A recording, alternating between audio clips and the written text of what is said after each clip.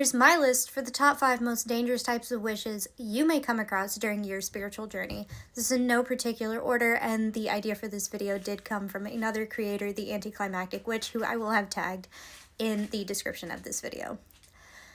Number 1, and I feel like these are the type of people you're most likely to find in like Facebook groups and that sort of thing, is the type of person who thinks that every single thing they come across is a sign.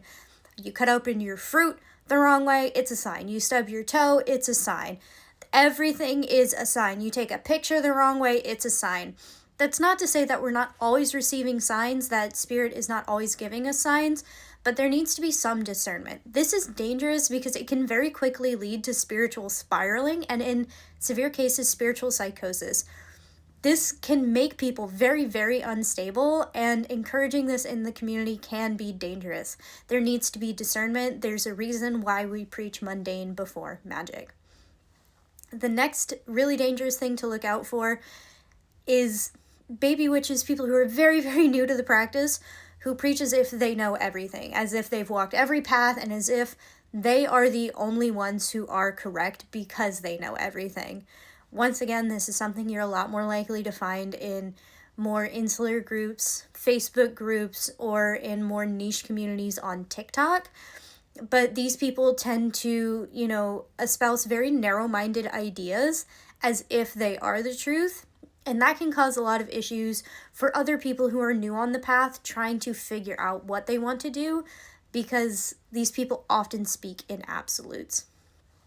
In that same vein, you have people who want to start with very extreme or heavy-hitting workings.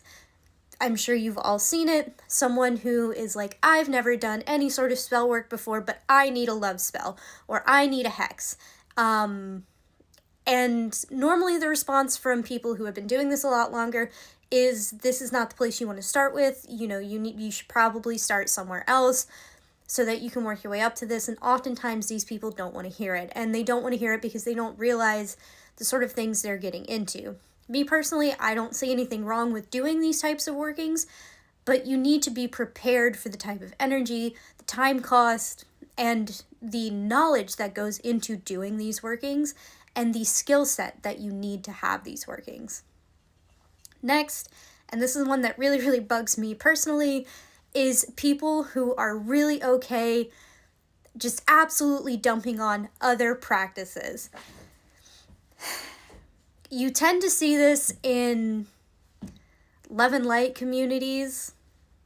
I'm not trying to step on anybody's toes, but more often than not, you'll see this in people who will say things like, you can't do that because of karma. You can't do that because threefold law.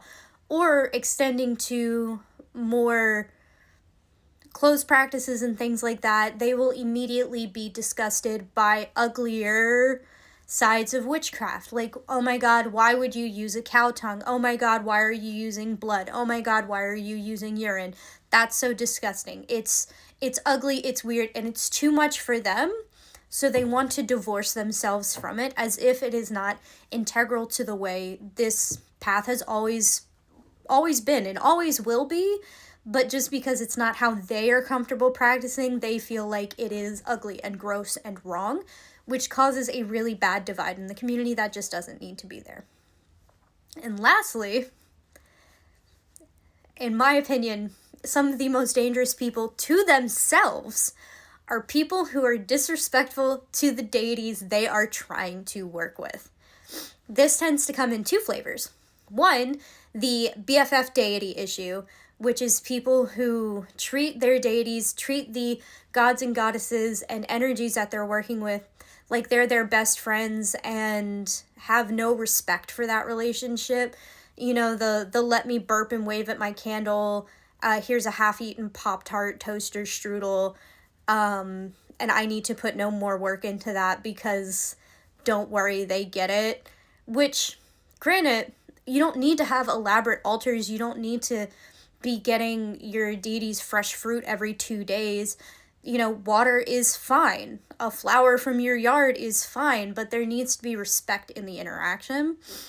And the other side to that coin is the attack dog deity, which is people who are convinced that because they have a candle and they've spoken to this deity once or twice, they can just snap their fingers and that deity is going to run like an attack dog to whoever they point them to. And it's even more dangerous when they feel like they have more control over that deity than any other practitioner who also works with them. And this normally backfires on the practitioner acting like this than it does anyone else around them. Because oftentimes this just leads to sort of like a cutoff of contact between this person and their deities. It's just not good.